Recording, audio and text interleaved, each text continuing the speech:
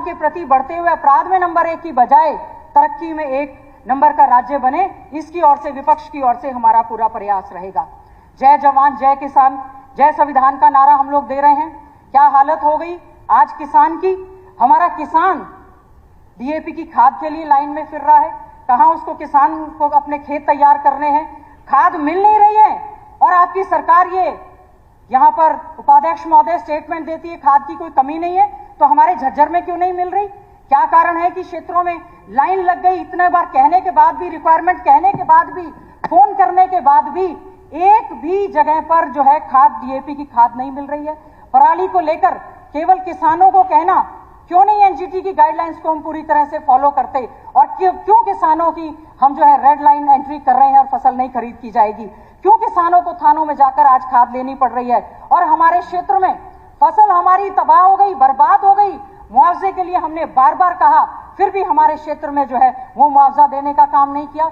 High tension wires को लेकर लगातार हमारा किसान धरना प्रदर्शन कर रहा है। कई डेथ हो चुकी हैं। अभी पिछले हफ्ते भी हमारे क्षेत्र में बुरावास में इसकी वजह से डेथ हुई। ये बहुत बड़ा एक चिंता का विषय है।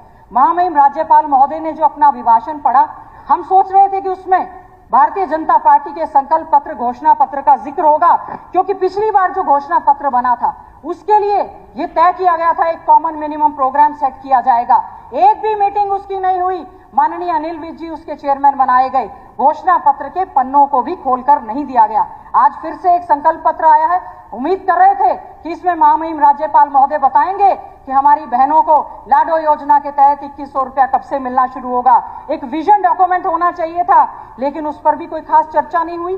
बेरोजगारी की मार झेल रहा हमारा युवा या तो अनएम्प्लॉयड है या अंडर एम्प्लॉयड है, महंगाई से जूझ रहे हैं। हमारा जो युवा है, अभी बड़ी वाहवाही लूटी जा रही है। हरियाणा कौशल रोजगार निगम के तहत 1,20,000 बच्चों को हम सेवा सुरक्षा देंगे। आप उनको पक्की नौकरी क्यों नहीं दे रहे, जब आप कह रहे हैं 2 लाख पक्की नौकरी खाली पड़ी हैं। तो मैं जानना चाहती हूं इस सदन के माध्यम से कि उपाध्यक्ष महोदय, तो जो अगर 1,20,000 इनको आप समायोजित कर लेंगे, तो क्या ये सैंक्शन पोस्ट के अगेंस्ट है, या 2 लाख नौकरियां जो है वो अलग है, इसमें कोई रिजर्वेशन नहीं दिया गया, कोई शेड्यूल कास्ट रिजर्वेशन नहीं, कोई बैकवर्ड क्लास का रिजर्वेशन नहीं, कोई एक्स सर्विसमैन नहीं, कोई डिसेबल नहीं। ये चल क्या रहा है देश में? कौन हमारे जो है इनकी हितों की रक्षा करने का काम करेगा? और इस तरह से बैकडोर एंट्री की जा रही है। परिवारवाद आप कह रहे थे, एक एक परिवार में से 4-4, 5-5 हमारे पास हैं, तो आप सूची टेबल्ड करें, जिस समय ये आपको यहाँ पर बिल लाने का काम करेंगे। और आप बात कर रहे थे ग्रुप सी और डी की, ग्रुप सी डी के लायक रह गए क्या हमारे हरियाणा के बच्चे जो आईएएस में टॉप करते हैं, इंडिया जो बाहर जा रहे हैं, आईपीएस आईएएस बन रहे हैं, सब जगह जा रहे हैं, लेकिन केवल ग्रुप और सी और डी के लिए हरियाणा के बच्चों को क्या कारण है? क्लास 1 और क्लास 2 में उसको बच्चों को नहीं दे रहे।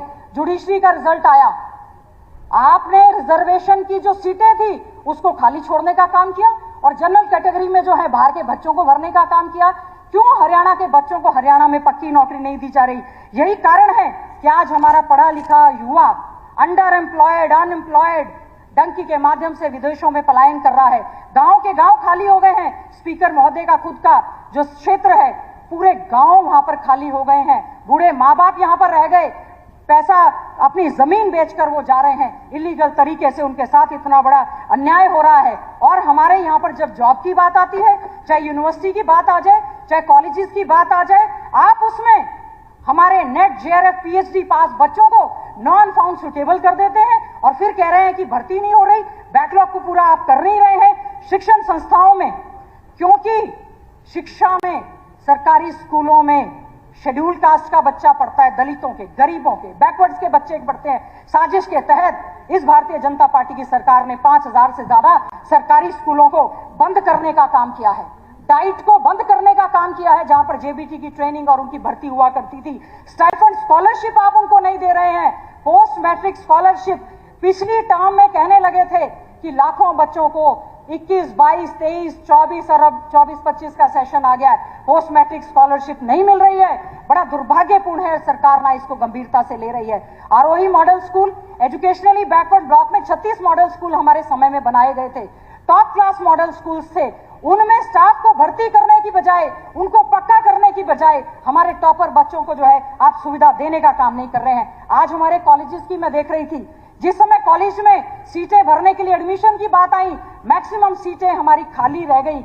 क्या कारण है कि हमारा बच्चा आज हरियाणा प्रदेश में भी अच्छी शिक्षा नहीं लेना चाहते हैं? केवल नामकरण, जो हमारे स्कूल चल रहे थे उनको बदलकर मॉडल संस्कृति स्कूल कर दिया, भिवानी बोर्ड से डिसएफिलिएट करके उसको सीबीएसई के स्कूल बना दिए। क्या बात है? क्या हमारा भिवानी बोर्ड अच्छे से शिक्षा नहीं दे सकता? क्या कारण है कि उनको पीएम श्री स्कूल में आपने बना दिया?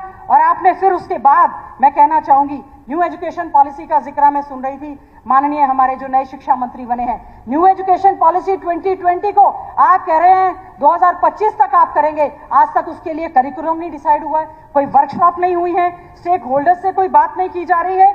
और मुझे समझ नहीं आता कि हमारे यहाँ पर शिक्षा को इतनी लोअर प्रायोरिटी पर क्यों लिया जाता है। सैनिक स्कूल खोले जाने की बात हो रही थी लगातार, ठीक है, आज हम तीसरी बार विपक्ष में बैठे हैं, लेकिन आप बताएं, मातनेल में सैनिक स्कूल की घोषणा में पूरी तरह से यह है इस समय आ चुका है। और बात कर रहे थे एक विकसित हरियाणा की, अभी रिपोर्ट क्रिड की शामिल एक जो है पब्लिश हुई है, बड़ा दुख हुआ। हरियाणवी तो हम भी हैं, बात बीजेपी कांग्रेस की नहीं है।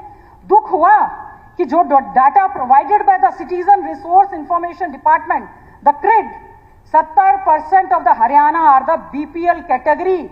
हम किस विकास और विकसित हरियाणा की बात कर रहे हैं? हरियाणा नंबर 1 की बात कर रहे हैं, प्रति व्यक्ति आय में नंबर 1 की बात कर रहे हैं। 70% हरियाणा को, लोगों को आपने गेहूं पर, बाजरे पर, चीनी और 2 लीटर के तेल पर गरीबी रेखा में उनको आप ले आए। केवल क्या खेल चलाया इस सरकार में? क्या हुआ 2 सालों में कि 75 लाख लोग जो हैं, 75 लाख लोगों को बीपीएल श्रेणी में इंक्लूड कर लिया गया, जिसमें से मैं कहूंगी फरीदाबाद में, अगर मैं विशेष तौर से बात करूं, फरीदाबाद में आपके 1,98,90,964 बीपीएल धारक वहां पर कैसे ऐड हो गए, कैसे बढ़ गए वहां पर? और हरियाणा स्टेट की पॉपुलेशन तो केवल 2,80,00,000 है, और उसमें से ये हालत हो गई कि आप इसमें जो है इस तरह से ये जो टोटल बीपीएल की, जो हमने बीपीएल की संख्या बताई, 2,80,00,000 में से हमारे 1,98,90,964 व्यक्ति जो है बीपीएल में आ गए। और फरीदाबाद में जो, अगर मैं बात करूं, हमारे जो है 14,29,691 लोग बीपीएल कैटेगरी में आ गए। और यही सीएम सिटी, जो पहले सीएम सिटी थी अब स्पीकर सिटी है, ये उसमें आ गए। तो क्या आप मुझे, उपाध्यक्ष महोदय, आप ये बताएंगे जो बीपीएल श्रेणी में आए हैं, तो क्या बीपीएल के लाभ, जो 100 गज के प्लॉट है, जो स्कॉलरशिप है, जो पोस्ट मैट्रिक स्कॉलरशिप है, जो स्वास्थ्य सुविधाएं हैं, जो हाउसिंग सुविधाएं हैं, जो टोटल इंफ्रास्ट्रक्चर है, क्या आप सभी इन बीपीएल को देने का काम करेंगे? ये बहुत ही बड़ा चिंता का विषय है। इस पर माननीय मुख्यमंत्री जी को और सरकार को गंभीरता से इस पर संज्ञान लेने का काम करना चाहिए। बात हो रही थी सुरक्षित एक हरियाणा की, असुरक्षित श्रेणी में हमारा ये हरियाणा आज के समय में आ चुका है। अभी बात कर रहे थे, बड़ी खुशी से कहा कि हमने अनुसूचित जाति के वर्गीकरण का उपवर्गीकरण कर दिया। इसमें क्या अच्छा कर दिया? सुप्रीम कोर्ट ने आपको एक एडवाइजरी दी थी और सबसे पहला राज्य आप बना उपवर्गीकरण करने में। अच्छा होता अगर आप उस बैकलॉग को भरने की बात करते, अच्छा होता आप उस रोस्टर सिस्टम को लागू करने की बात होते, अच्छा होता आप अच्छे रोजगार देने की बात करते। ठीक है, आपने कर दिया, किस बेस पर कर दिया?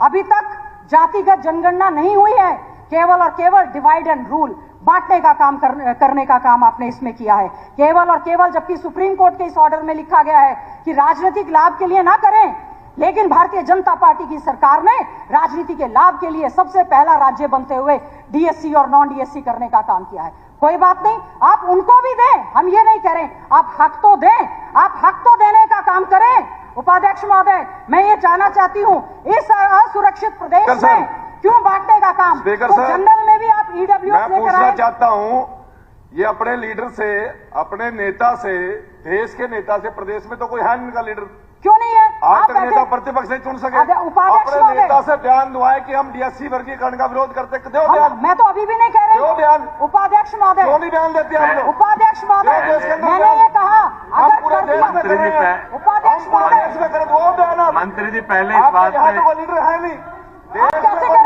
मंत्री जी पहले इस बात पे चर्चा चली है कि आप क्यों हिम्मत नहीं करते बयान देने का? भी हम वर्गीकरण नहीं करेंगे, हमारी पहले हम मंत्री जी कृपया आप बैठिए प्लीज। आप बैठो एक बार, उपाध्यक्ष ये क्या हिम्मत बता रहे हैं आप?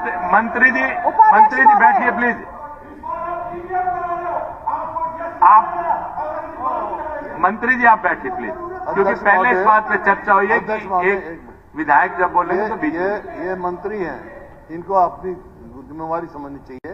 ये बात करे वर्गीकरण। आप जवाब देते समय मैंने स्पीकर सर से पूछ के बोला हूं मैं। आपने स्पीकर सर सवाल इस परमिशन दी है? बात सवाल इस बात का नहीं है कि आप क्या बोलते हो, सवाल इस बात का है आपको क्या नहीं बोलना चाहिए। सवाल इस बात का है क्या नहीं बोलना चाहिए, वो पहले सोचो। आप क्या बोलते हो ठीक है, वाजिब बात है। और वर्गीकरण की बात करी, ये नहीं उन्होंने कहा कि ये तो कांग्रेस के समय में हुआ था 1993-94 में, कोर्ट ने स्टे कर रखा था। मंत्री जी एक मिनट पहले, मंत्री जी बैठिए। आप मंत्री जी बैठिए प्लीज। पहले इस विषय पे बैठिए, क्योंकि पहले इस बात पे चर्चा हुई है कि जब तक एक विधायक बोलेगा बीच में कोई बोलेगा नहीं। प्लीज फैक्ट्स पे बोलो उपाध्यक्ष जी, मैं फैक्ट्स पे बोल रहा हूँ। ये कांग्रेस ने दिया था और एक कोर्ट से स्टे था, अब सुप्रीम कोर्ट कोई का भी डिसीजन आ गया। बार बीच में ना बोले जब तक बिना परमिशन के, क्योंकि इससे पहले नहीं ऐसे चेयर की गरिमा तो आपको रखनी पड़ेगी। नहीं इस प्रकार से चेयर की गरिमा तो आपको रखनी पड़ेगी। इस प्रकार से बीच में मत कीजिए। आपको समय दिया जाएगा, आप तब बोलिएगा। प्लीज बैठिए मंत्री जी, बैठिए, क्योंकि ये पहले ही बात चली है कि बीच में ऐसे नहीं कोई बोलेगा और बिना चेयर से पूछे कोई व्यक्ति नहीं बात करेगा। इस वक्त पे बात हुई। प्लीज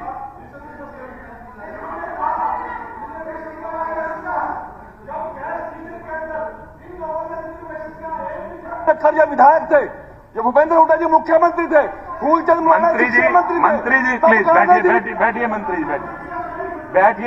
मंत्री जी इसकी गरिमा रखिए, सदन की गरिमा के अनुसार चलिए। बैठिए।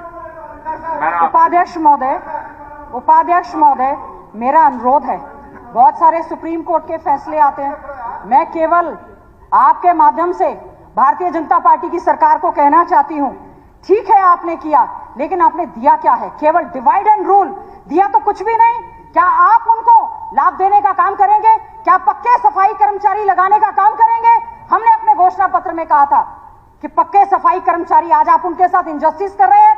शिक्षा आप दे नहीं रहे, स्कॉलरशिप दे नहीं रहे, स्टाइपेंड दे नहीं रहे, पढ़ा उनको नहीं रहे, जॉब्स में आपने कहा एजुकेशन इंस्टीट्यूट्स में दे रहे थे, भर्ती आप कर नहीं रहे, स्कूल कॉलेज आप बंद कर रहे हैं। इस तरह का क्या व्यवहार है? केवल शेड्यूल कास्टों को कमजोर करके आरक्षण के लाभ को खत्म करने की सोची समझी हुई एक साजिश है। एक सुरक्षित हरियाणा की बात अध्यक्ष महोदय हम लोग कर रहे थे। पहले हमारा क्राइम में आज जो नंबर 1 है, ठीक कहा था बाबा साहेब भीमराव अंबेडकर जी ने, ये हमें संवैधानिक अधिकार मिला है, कोई ये भीख नहीं है और इस अधिकार को हम लोग जाने भी नहीं देंगे। जिस प्रकार से ये नाटक यहां पर हुआ है और संविधान जिस समय सौंपा गया, केवल एक बात कही थी, बहुत ही उम्दा संविधान दिया जा रहा है, केवल अगर संविधान अच्छे ढंग से लागू नहीं होगा तो उसको लागू करने वालों में कहीं ना कहीं कमी होगी। और आज एक ऐसा प्रदेश जिसमें रक्षक भक्षक बन रहे हैं, बेटियां सुरक्षित नहीं है, वर्किंग प्लेस पर महिलाएं सुरक्षित नहीं है, जब बोल रहे हैं तो बीच में परेशान करने का काम कर रहे हैं। अध्यक्ष महोदय, वी नीड योर प्रोटेक्शन। ये कोई तरीका नहीं है कि जब एक सरपंच को एक विधायक क्या कहते हैं फील आ जाती। This is the way to protect the rights of the women. जो चुनी हुई महिलाएं आती हैं उनके साथ इस तरह से अभद्रता करना, मैं इसकी कड़े शब्दों में निंदा करने का काम करती हूं। आपके उसकी जरूर इस बात को कहना चाहती हूं।